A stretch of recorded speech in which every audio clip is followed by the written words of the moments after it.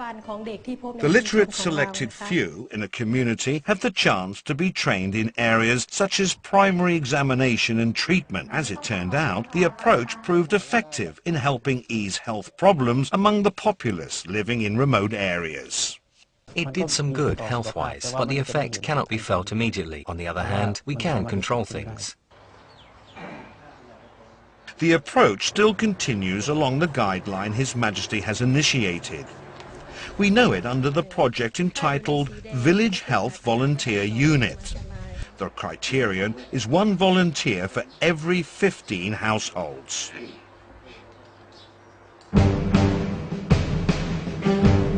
In the beginning, we needed iron lungs. Just imagine, the things had to be imported. We did not know how to invent one. As it was an emergency case, His Majesty graciously allotted an amount from his personal fund for the purchase of such iron lungs or other respiratory equipment of the kind to be primarily installed at Silirat Hospital. It was hydrotherapy. We had to rely on pumping machine to revive different parts of the body muscles in the limbs. A forceful stream of water was directed right at these muscles.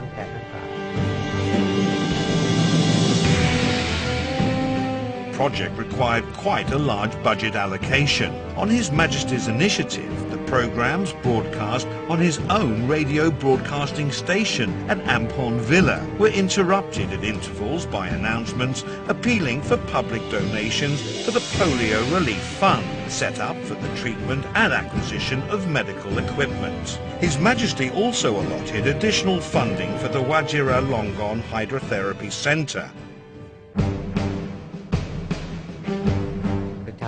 Leprosy was spreading among people in marketplaces and such.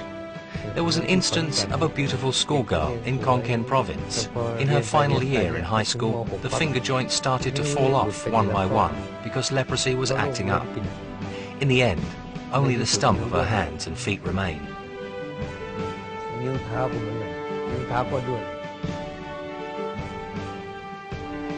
The Director General of the Department of Health at the time briefed His Majesty on a 12-year leprosy eradication campaign.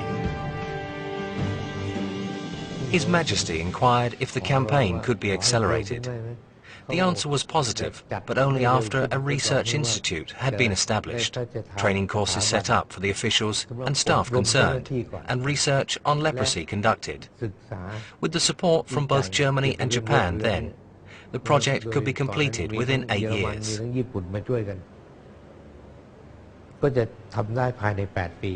His Majesty immediately granted funding from his personal purse to speed up the campaign. That was Rajprachar Samasai Research Institute. The name given by His Majesty came into being. His Majesty went by boat to preside over the foundation stone laying ceremony.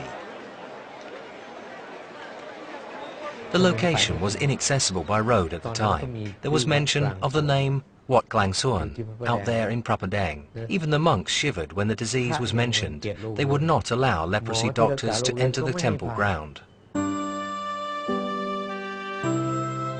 2 years passed. The construction of Rajprachar Samasai Research Institute was completed.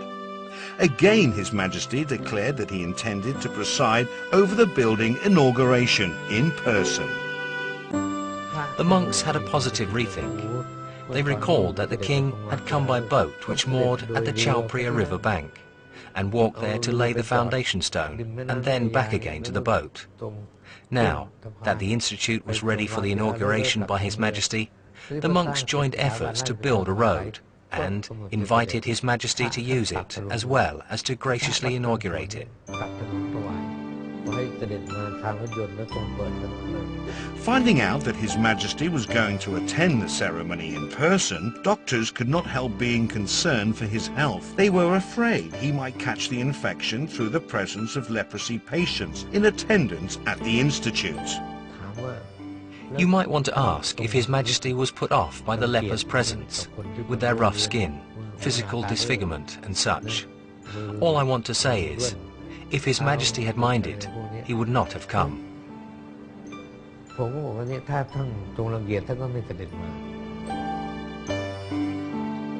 His Majesty's venture that day not only served as a good example for the general public in that it directed people's attention to the attitude people should have towards lepers.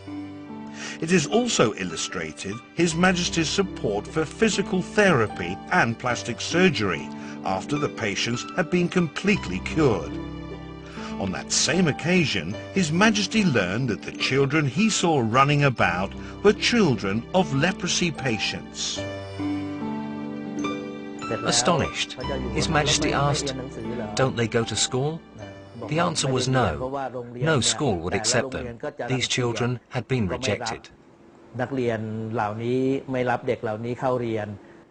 Asked about the possibility of setting up a school for them, they told me it was not in their area of concern to set up a school for lepers' children. The matter should be handled by the Ministry of Public Health. Needless to say, it was an instance of endlessly shifting responsibility onto others. His Majesty graciously granted 1 million baht from his own personal fund for the establishment of the school through Tanpiying Dusadi Mala Malakun.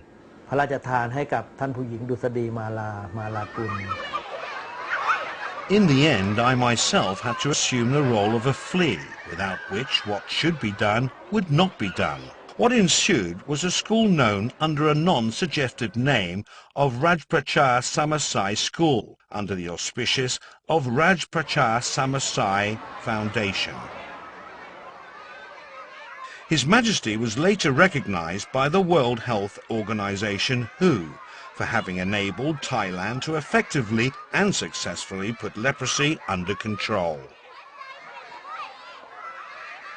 Along the way, there have been certain complaints as to why the Royal Initiated School for Lepers Children is now solely admitting normal children. My answer is, that's exactly His Majesty's strategy. What good would it do if the school is still there, but will not admit children of normal, healthy parents, while leprosy in Thailand is a thing of the past?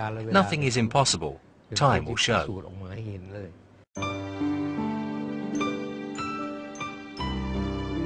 Her Majesty the Queen once wrote that originally His Majesty had consented to ascend the throne on an interim basis only, to make sure that the funeral rites for the late King Ananda Mahadon were carried out with due pomp and circumstance. But as it happened, it was the people's love and loyalty that had restrained His Majesty from leaving.